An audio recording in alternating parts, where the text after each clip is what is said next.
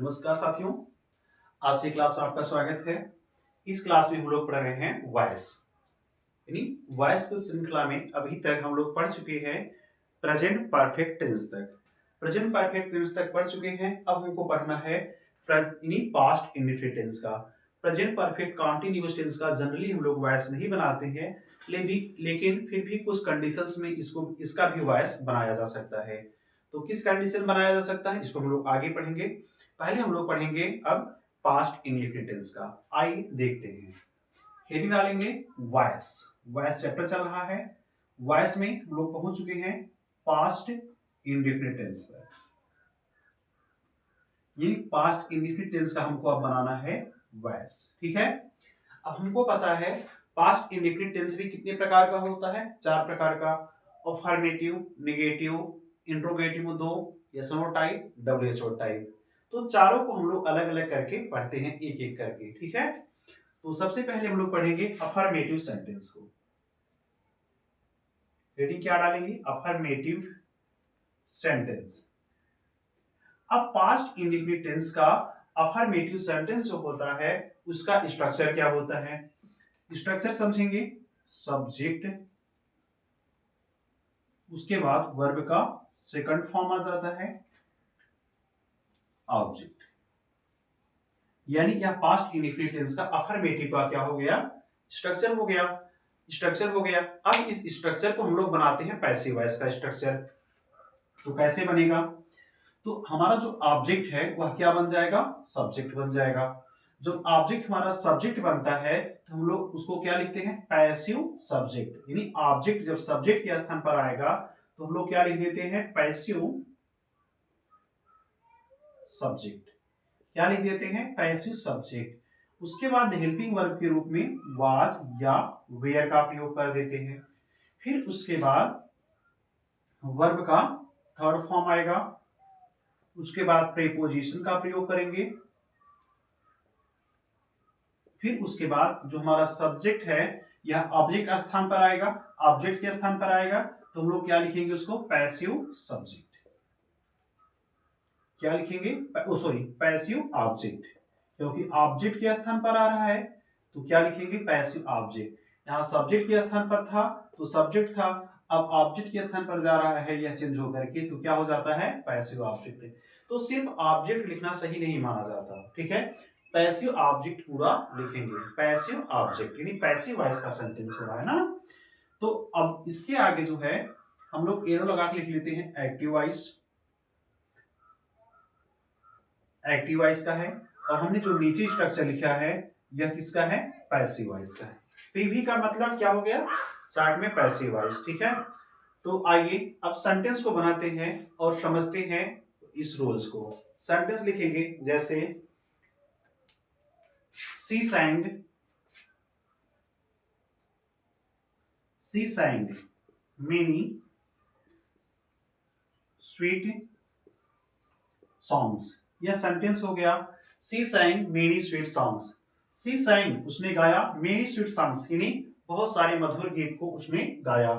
तो यहां पर सी क्या हो जाता है? ऑब्जेक्ट हो जाता है, ठीक। सी क्या हो गया? ऑब्जेक्ट हो गया। और मेनी स्वीट सॉन्ग क्या हो गया? हमारा सब्जेक्ट हो गया, मतलब ऑब्जेक्ट हो गया।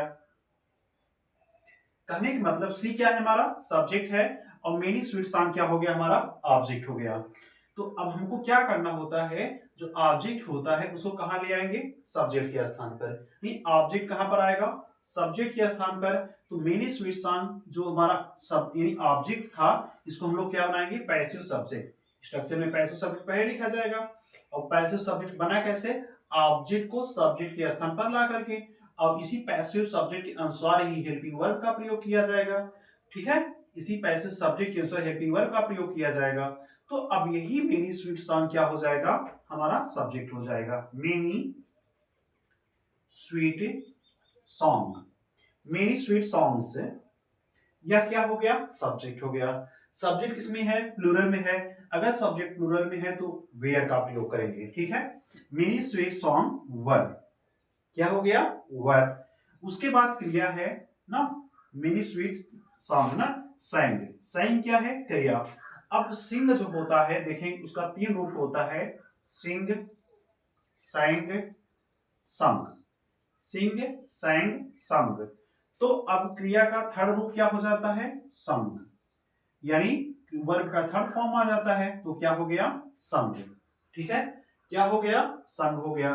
फिर उसके बाद क्या आएगा? प्रेपोजिशन, प्रेपोजिशन रूप में बाई, बाई आ गया। अब यहां पर क्या आएगा? पैसिव ऑब्जेक्ट आएगा। अब हमारा सब्जेक्ट सी है, अब सी ऑब्जेक्ट के स्थान पर जाएगा, तो ऑब्जेक्टिव केस में प्रयोग किया जाएगा। तो बाई के बाद क्या लिखेंगे? हैव, क्योंकि सी का ऑब्जेक्टिव केस क्या हो जाता है? हर हो जाता है। सी का ऑब्जेक्टिव केस क्या हुआ? हर हो जाता है। ठीक है, तो उम्मीद करते हैं आपको यह जो सेंटेंस है समझ में आया होगा, कैसे यह सेंटेंस है बना। आइए चलते हैं अगले सेंटेंस पर, इसको आप नोट कर सकते हैं।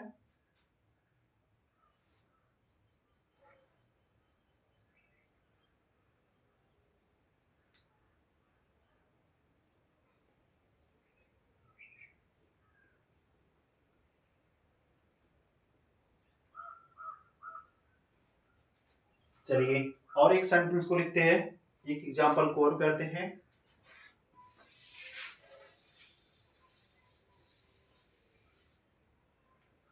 जैसे you told a lie, you told a lie, तो यह क्या है? सेंटेंस है। ठीक है, सेंटेंस है, पास्ट इंडेफिनिट का है, क्योंकि टोल्ड वर्ब का सेकंड फॉर्म होता है, टेल फर्स्ट फॉर्म हो गया, टोल्ड सेकंड फॉर्म, और टोल्ड ही क्या हो जाता है? थर्ड फॉर्म हो जाता है। तो यू टोल्ड, यानी यहां पर कैसे रूप कैसे आया है? V2 के रूप में, यानी वर्ब के सेकंड फॉर्म के रूप में आया है। अलाई क्या है? ऑब्जेक्ट है, और यू क्या है? सब्जेक्ट है। अब ऑब्जेक्ट को क्या बना देंगे? सब्जेक्ट। क्या लिख देंगे? अ लाई। अलाई सिंगुलर है, तो क्या आएगा? वाज। क्या लिख देंगे? वाज। उसके बाद वर्ब का थर्ड फॉर्म, टोल्ड का थर्ड फॉर्म भी टोल्ड ही होता है, टेल, टोल्ड, टोल्ड। उसके बाद क्या आएगा? प्रीपोजिशन का प्रयोग कर देंगे। प्रीपोजिशन के रूप में क्या आ जाएगा? बाई आ जाएगा। प्रीपोजिशन रूप में क्या आया? बाई आया। अब यू सब्जेक्ट के स्थान पर है, तो सब्जेक्टिव केस में है। अब यहाँ ऑब्जेक्ट के स्थान पर जा रहा है, तो ऑब्जेक्टिव केस में आना चाहिए। लेकिन यू का सब्जेक्टिव और ऑब्जेक्टिव दोनों केस कैसे होते हैं? एक जैसे होते हैं। क्योंकि यू का सब्जेक्टिव और ऑब्जेक्टिव केस दोनों एक जैसे होता है, तो यू को यहां पर सीधा ला करके लिख देंगे। ठीक है, लेकिन यहां पर जो यू है वह किस केस में है? ऑब्जेक्टिव केस में है। ठीक है, और यहां पर जो यू है किस केस में है? सब्जेक्टिव केस में है।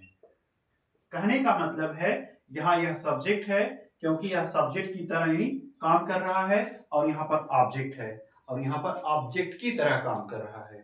ठीक है, तो इस सेंटेंस को नोट करेंगे। अब चलेंगे हम लोग अगले सेंटेंस पर, यानी पास्ट इंडेफिनिट टेंस का हम लोग पढ़ेंगे नेगेटिव सेंटेंस। अफर्मेटिव सेंटेंस हो गया, अब चलते हैं नेगेटिव सेंटेंस पर।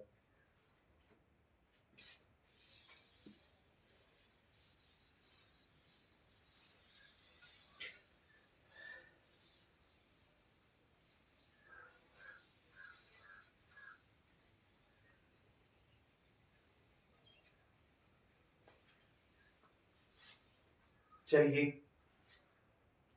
हेडिंग डालेंगे नेगेटिव सेंटेंस।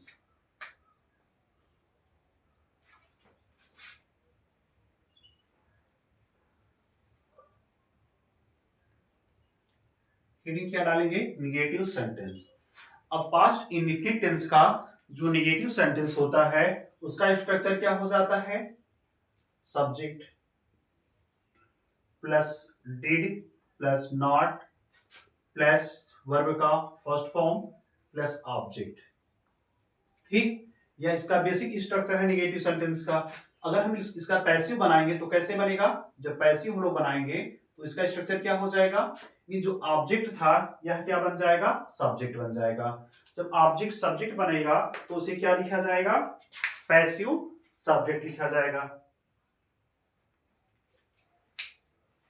तो हम लोग क्या लिखेंगे? पैसिव सब्जेक्ट, यानी ऑब्जेक्ट सब्जेक्ट के स्थान पर आएगा, तो हम इसको क्या लिखेंगे? Passive subject. ठीक, उसके बाद जो है हेल्पिंग वर्ब के रूप में वाज या वेयर का प्रयोग करेंगे। निगेटिव है तो नॉट का प्रयोग करेंगे। और उसके बाद जो वर्ब है, वर्ब का कौन सा रूप? तीसरा रूप, यानी वर्ब का थर्ड फॉर्म यूज करेंगे। फिर प्रेपोजिशन आता है, उसके बाद जो है पैसिव ऑब्जेक्ट का प्रयोग करेंगे। पैसिव ऑब्जेक्ट का प्रयोग किया जाता है। ठीक है, यह हमारा हो गया पास्ट इंडेफिनिट टेंस का जो नेगेटिव सेंटेंस होता है उसका पैसिव वॉइस का स्ट्रक्चर। ठीक है, ऊपर जो है किसका है? एक्टिव वॉइस का है। ए भी मतलब एक्टिव वॉइस, और पीवी का मतलब क्या हो गया? Passive voice. ठीक है, ठीक है। अब आइए एक दो सेंटेंस करते हैं, समझते हैं।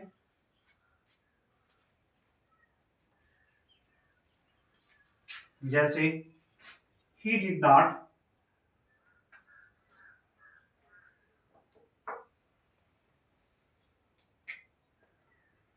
he did not read this lesson। Sentence हो गया he did not read this lesson, उसने इस पाठ को नहीं पढ़ा है। तो यहां पर जो है दिस लेसन क्या है? ऑब्जेक्ट है। ही क्या है? सब्जेक्ट है। दिस लेसन को हम लोग क्या बना देंगे? पैसिव सब्जेक्ट बना देंगे। तो दिस लेसन को उठा के लाएंगे, यहां पर क्या लिखेंगे? This lesson. दिस लेसन क्या हो गया? पैसिव सब्जेक्ट हो गया। अब दिस लेसन सिंगुलर है तो किसका प्रयोग कर देंगे? वाज। जब हमारा पैसिव सब्जेक्ट सिंगुलर है तो हेल्पिंग वर्ब ग्रुप में क्या आएगा? वाज आ जाएगा सिंगुलर में। दिस लेसन वाज, उसके बाद निगेटिव है तो नॉट आ गया। फिर क्या था? वर्ब का थर्ड फॉर्म। रीड का तीनों फॉर्म एक होता है, फर्स्ट फॉर्म, सेकंड फॉर्म और थर्ड फॉर्म, तीनों फॉर्म क्या होता है? एक। Did not read. ठीक, this lesson was not read. उसके बाद क्या था? प्रीपोजिशन था। प्रीपोजिशन के रूप में बाई आ गया। ठीक, प्रीपोजिशन के रूप में क्या आया? बाई आया। अब यहां पर जो है सब्जेक्ट हमारा ही है, तो सब्जेक्ट अगर हमारा ही है तो सब्जेक्ट के स्थान पर है। अब ऑब्जेक्ट के स्थान पर जा रहा है तो ऑब्जेक्टिव केस में आएगा, तो बाई हिम। बाई हिम क्या हो गया? यदि प्रीपोजिशन हो गया और उसके बाद क्या हो गया? हमारा ऑब्जेक्ट हो जाता है। ठीक है, तो कहने का मतलब है दिस लेसन सब्जेक्ट था, यानी ऑब्जेक्ट था, क्या बना? पैसिव सब्जेक्ट बना। अब दिस लेसन सिंगुलर था, इसी की वजह से क्या आया? वाज का प्रयोग किया गया। हेल्पिंग वर्ब वाज आया। निगेटिव था इसलिए नॉट का प्रयोग किया गया। रीड का तीनों फॉर्म एक जैसे होता है तो रीड ही लिखा गया। ठीक ना? फिर उसके बाद प्रीपोजिशन जो है, प्रीपोजिशन के रूप में बाई आएगा। उसके बाद पैसिव ऑब्जेक्ट का प्रयोग कर देंगे। पैसिव हमारा सब्जेक्ट ही था, अब ऑब्जेक्ट बनेगा तो ऑब्जेक्टिव केस में आएगा, हिम के रूप में लिखा जाएगा। ही का ऑब्जेक्टिव क्या हो जाता है? हिम हो जाता है।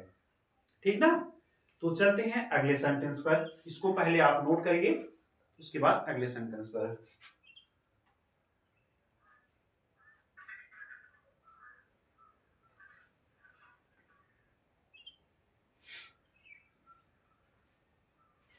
चलिए एक सेंटेंस और बनाते हैं।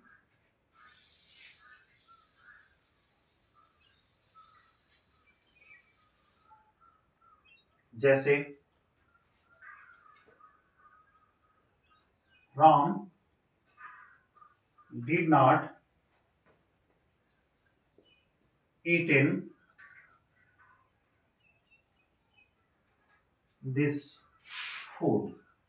एक मिनट, eat आएगा, eat this food, did not eat this food।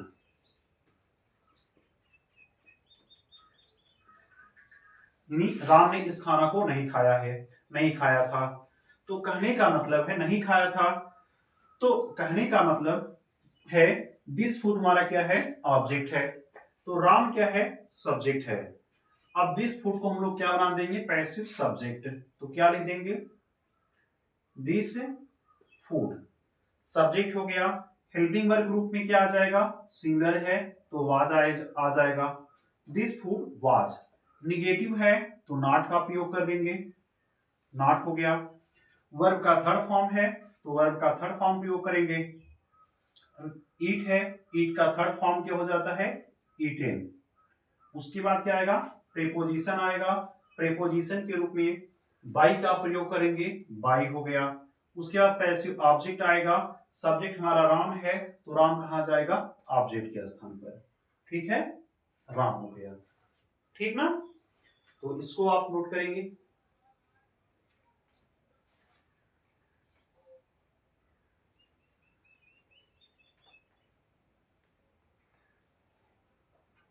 अब आपको निगेटिव हो गया।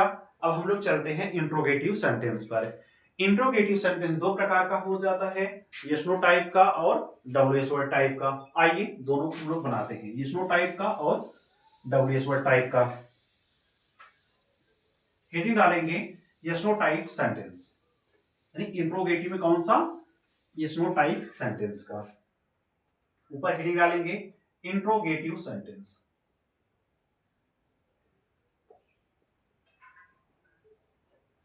इंट्रोगेटिव सेंटेंस, इंट्रोगेटिव कौन सा इंट्रोगेटिव? यस नो टाइप का, यस नो टाइप सेंटेंस। अब यस नो टाइप सेंटेंस किसे कहते हैं? जिसका जवाब हाँ या ना हम लोग दे सके, उसे क्या बोला जाता है? यस नो टाइप सेंटेंस बोल दिया जाता है। तो कहने का मतलब है, तो सेंटेंस है। अब यस नो टाइप का हम लोग पहले बेसिक स्ट्रक्चर लिखेंगे, तो बेसिक स्ट्रक्चर क्या हो जाता है? डिड, उसके बाद क्या आ जाता है? सब्जेक्ट। ठीक, उसके बाद आपको वर्ब का फर्स्ट फॉर्म देखने के लिए मिलता है, उसके बाद ऑब्जेक्ट। ठीक, यह इंट्रोगेटिव का हो गया, यस नो टाइप का। और कौन सा रूप हो गया? एक्टिव वॉइस का। तो पैसिव वॉइस का स्ट्रक्चर कैसे बनेगा? ऑब्जेक्ट चलाएगा सब्जेक्ट के स्थान पर, तो क्या बोल देंगे? Passive, passive subject. ठीक, पैसिव सब्जेक्ट। लेकिन अब पैसिव, क्योंकि सेंटेंस इंट्रोगेटिव में है ना, यस नो टाइप वाला है, तो हेल्पिंग वर्ब पहले आ जाएगा, यानी हेल्पिंग वर्ब पहले आ जाएगा। हेल्पिंग वर्ब ग्रुप में क्या आएगा? वाज या वेयर का प्रयोग कर देंगे। वाज, फिर लिख रहे हैं, हेल्पिंग वर्ब ग्रुप में क्या आ जाएगा? वाज या वेयर का प्रयोग कर देंगे। उसके बाद क्या देखने के लिए मिलेगा? पैसिव